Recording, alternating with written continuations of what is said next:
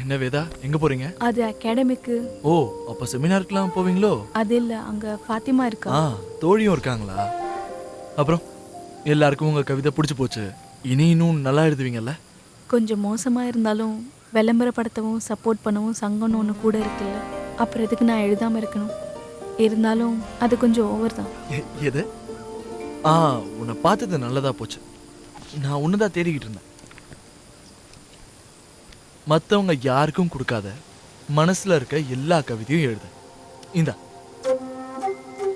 என்னோட ஒரு பரிசு.